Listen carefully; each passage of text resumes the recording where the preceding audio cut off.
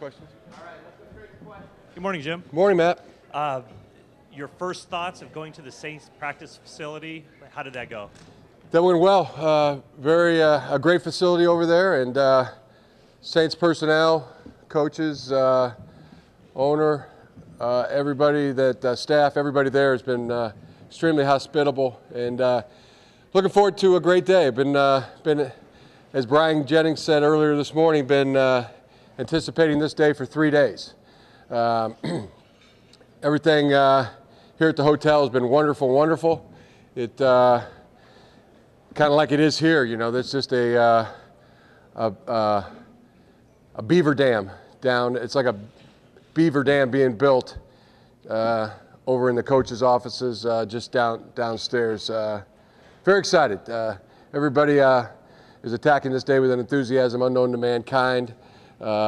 Every coaching room is aglow with video on from early this morning. Was really fired up when I walked by the running backs room at 7 a.m. and Tom Rathman's in there teaching and coaching football to Frank Gore and Michael James, Bruce Miller, Anthony Dixon was in there.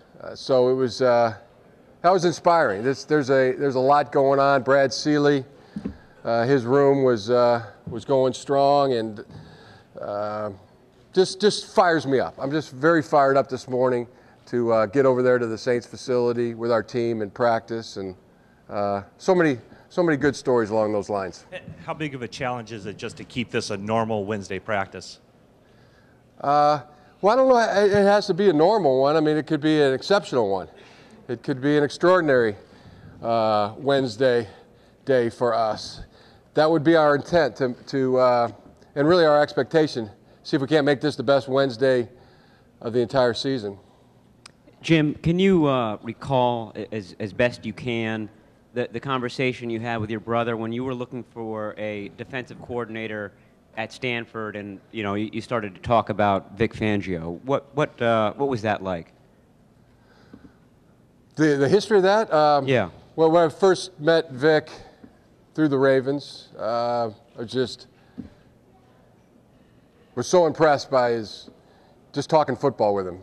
So every time I visited there, it was great to talk with Vic.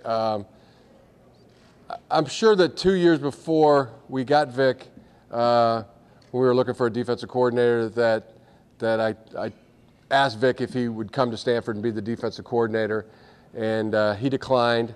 The following year, he declined again, and then as soon as Vic became available, then we offered him the position, and he ended up taking it. So that's the truth of how it happened.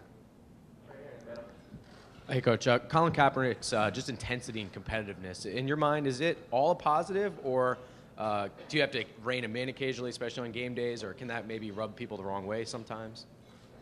No, there's never seen anything where he's rubbed anybody the wrong way.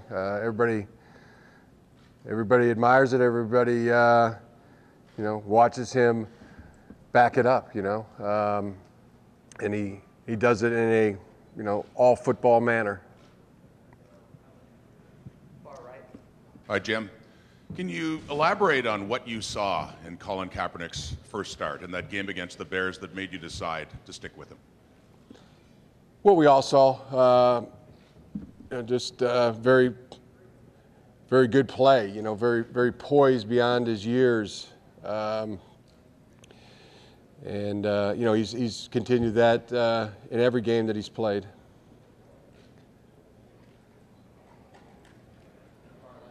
Hey, Coach, over here. What can you say about how the rest of the offensive weapons have adjusted since the quarterback switch?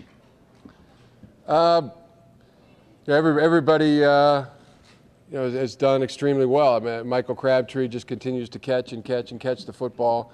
Does a tremendous job running with the ball after catch. Very, very knowledgeable in his assignments and what people are doing around him.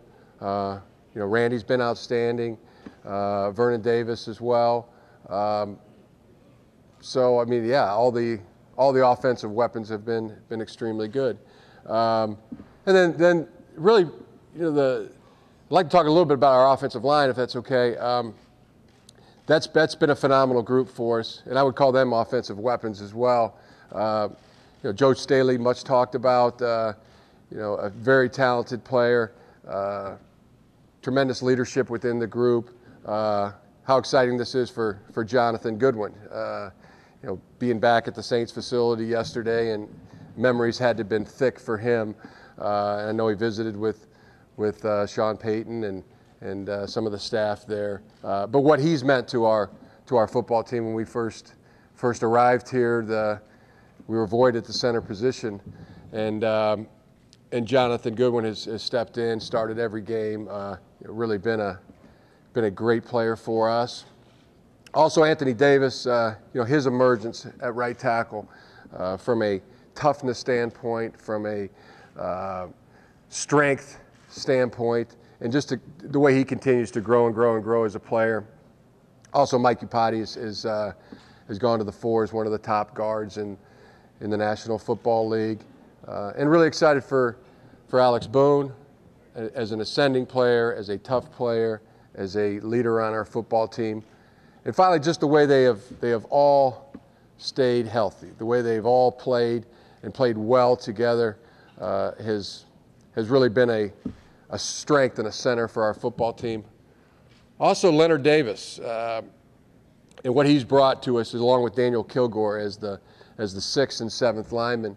They have been instrumental all year in our extra O-line packages, contributions on special teams, and the way they have plugged in. The way they plugged in at guard, the way they plugged in at tight end, the way they plugged in at the extra tight end position has been huge for us. Jim, good morning. Can you talk about how well you've seen your defense force turnovers over the second half of the season, and whether they gave you an honorary wristband that you guys give out for turnovers now? No, I've not gotten one of the honorary wristbands. Our defense has been exceptional for us. One of the top teams in the league. There's always a feeling when our defense is on the field that they can will a turnover. They can make it happen. You watch it and you anticipate it. I know our offensive guys do, and our defensive guys have confidence and belief that they can get the ball back for the offense. Now, every drive isn't always going to end in a turnover, but there have been it's been something that has fueled us through this season and in the past. Jim, you've often said that you've got two starting quarterbacks, Colin and Alex. Do you generally understand it if Alex needs to be a starter again, and do you think he should have a chance to be a starter in this league? Well, yeah, the way we've described it also, we have a left arm and we have a right arm, and that's something that's is very good for our football team. And of course, you understand the desire to play and to start. Alex, we expect that. We've talked about that, and he has provided that. He has gone into every game with that mentality, preparing like a starter and ready to play. Before every game, I talk to him about it. Be ready to go today. Be ready, it's obvious through his preparation during the week that he is ready to go. Hey, Coach. On the field, Colin Kaepernick has adjusted and really shown a lot of polish and poise. Off the field, he's been even more impressive. Was there ever a conversation you had with him or a sit-down saying, hey, your life's about to change. You're going to be put in the spotlight. Here's how you're going to have to handle this. Was there ever that process, or was it just natural that this guy can handle this? Just natural that this guy can handle this. No, there was no conversation about his life changing. He's a great kid. He's a fully grown man now, but he's got a lot of talents from mom, dad, and God, and been raised really well. And complete confidence in how he handles himself. Yeah, Jim. Over here, a follow-up on Alex Smith. How important has his attitude been as far as not being a distraction and what you could have easily have been during all this time? Well, it's been exceptional. Been a role model for those in team sports, especially for high school and youth sports. I think the proof there is when you hear Scott Tolzien talk about what kind of role model Alex has been in the quarterback room. When you hear Jeep Christ talk about contributions that Alex has made, and Greg Roman talk about Alex and his contributions to the game plan, nothing has changed. And to hear Colin talk about what Alex has meant to him through this process. So, been a tremendous example.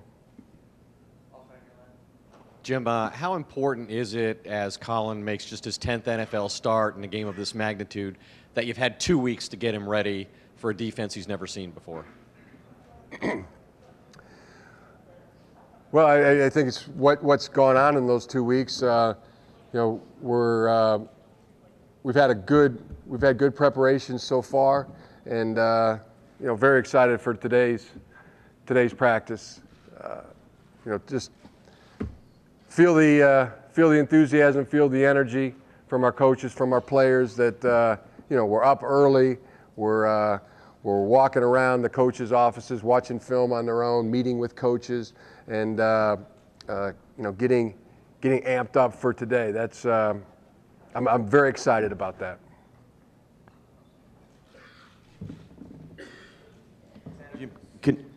Right here. Can you tell us maybe one or two factors that were really important in Michael Crabtree elevating his game to such a high degree this season as compared to where he was maybe a couple of years ago? Tell us some of the factors that made him take this huge step. To talk about what elevated him, he's always been a great player. That's always been our worldview of it. What we see in practice and what we see in games. He's always been a great contributor to our football team. But talent, character, and a great desire to be good. Very high level of willingness to compete. Great contact, courage, and toughness. He's a football player. That's probably the best way you can say it. Michael Crabtree's a football player. Hey, Jim, right here. John told me that he doesn't think it's any mistake that two big physical, hard-hitting teams are here at the end. Can you explain how big a part of your strength at the line of scrimmage has been of the identity of the team, and really maybe the grounding in what you believe in, as a football coach? Yeah, that's we take that as a compliment. First of all, that's what our football team wants to be about. And talking about our offensive line, talking about our defensive line, I think on a football team that that's the character of your football team. There's no statistical agendas with any of those guys. They're about playing the game, playing it tough, playing it strong, playing to win, playing for a level of respect. And that's what drives our team. Can speak for our football team. And it's evidenced by what you see in the Baltimore Ravens. How they play, what they stand for. It's evident on the film and the tape. So that's we want to be about that. Coach, over here. Do you think the read option and the pistol is here to stay in the NFL, and why has it been so successful with the 49ers? It's possible that it is here to stay. Don't make any predictions on that. I think that it's been successful for us because of the players that we have executing it. I think they're extremely good at it. Also, from a schematic standpoint, I think Greg Roman has done a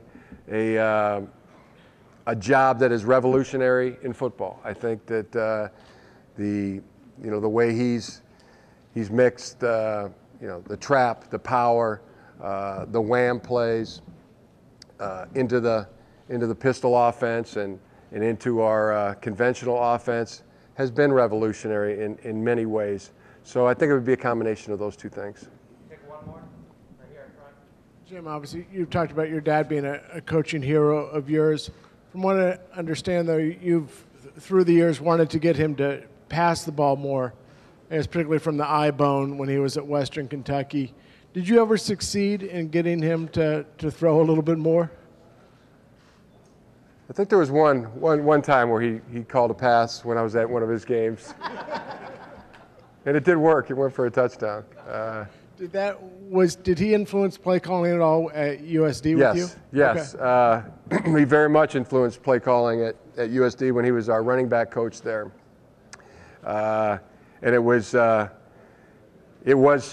toward the power. It was toward the running game and the toss sweep, and it was very effective. We had a back there by the name of Evan Harney, and then J.T. Rogan, who excelled under Jack Harbaugh's tutelage. And one more, did you share play calling duties, or how did you divvy that up? Wait, at San Francisco? No, I'm sorry, USD with your dad. Yeah, he there's from time to time he would jump in there and get a run called. Absolutely. Thanks, Coach. That's it? Okay, thanks.